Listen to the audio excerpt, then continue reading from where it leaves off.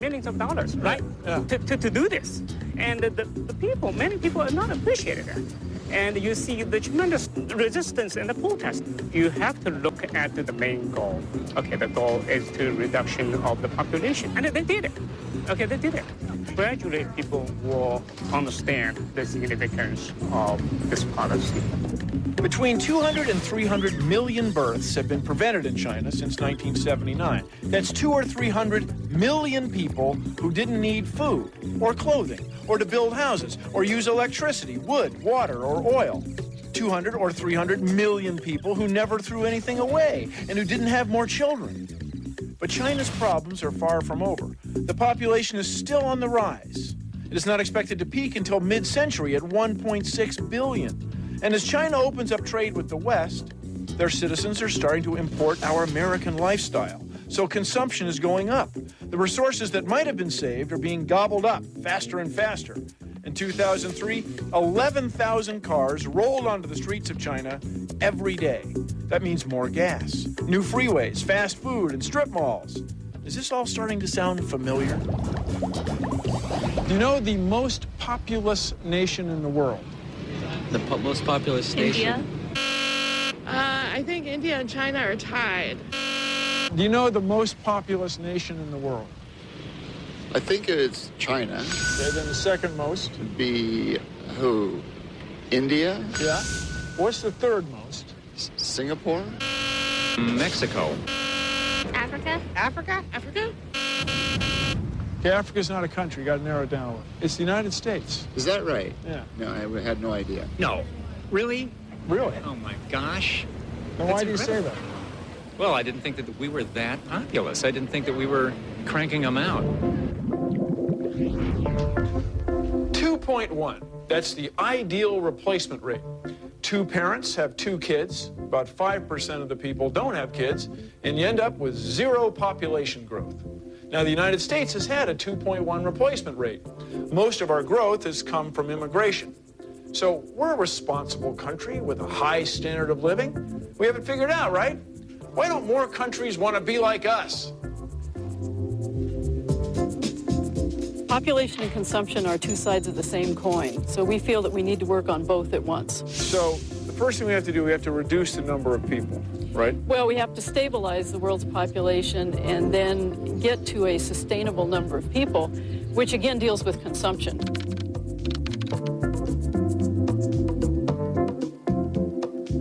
You could theoretically have a larger number of people consuming less, and they would have less impact on the planet. Or you could have fewer people, but if they consume a lot, they would still have a huge impact on the planet. We're talking about numbers of people and what they do, which I think is terribly important. The U.S. has only about 5% of the world's population, but we consume about 30% of the world's resources. So in that sense, we are the most overpopulated nation. In the 20th century, the U.S. population tripled, but U.S. consumption grew 17 times. This used to be open space. This used to be parkland. When I was a child, we could just come out and play out here. And now it's filled in. It's got a shopping center and a business and tons of houses and a big freeway running through it. I think that we have learned as Americans to think that everything grows forever, that we need growth in order to have a vibrant economy. And we bought into growth as the idea of the American dream.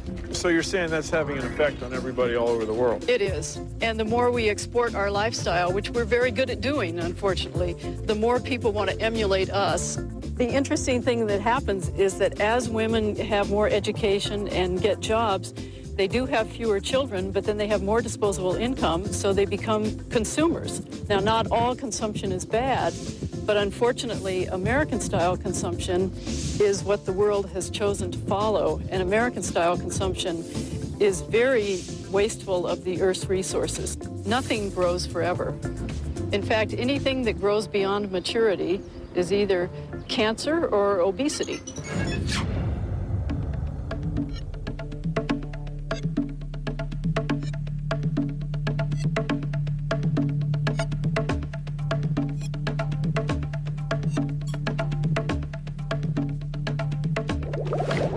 People in the United States are the worst consumers in the world. Well, okay, wait, maybe they're the best consumers in the world. It's hard to believe that the phrase less is more was coined by an American. The average person in the United States consumes 30 times as much as the average person in India. The average person in the United States uses 3 times as much water as the average person everywhere else in the world. In fact, if all 6 billion people living on the Earth right now were to consume the way we do in the United States, the world wouldn't be big enough. No, we'd need 2 more Earths. We'd need 3 planets to sustain everybody. How many people could the world support? Well, it depends. It's a sliding scale. Well, there's estimates that say the Earth could hold up to 48 billion people if we all were to live very meagerly, say everybody eating grains. Now, that would be taking the low road. Everyone would have a very low standard of living. But what if we want to take the high road, giving everybody as high a standard of living as possible? Well, there's estimates that given the resources, the land, the water, the oil, and the food available, the Earth can sustain only about 2 billion people. 2 billion. That's about as many as were alive back at the end of World War II. Now you're saying, well, how do we bring it back down? Well, if we could get the world's replacement rate to be only 1.7 babies per couple, then in a couple of centuries, we could get back down to a couple of billion people. Why bother? 2 centuries? 200 years? Who cares? None of us are ever going to see that. Well, it's a numbers game, my friends. And the sooner we start playing, the sooner we can win. That's the way I see it. And I'll see you next time on The Eyes of 9. Yeah, lots of room here. Kind of makes you a little crazy. Makes you want to scream. It's a lot of room. Crazy behind the eyes. Yeah.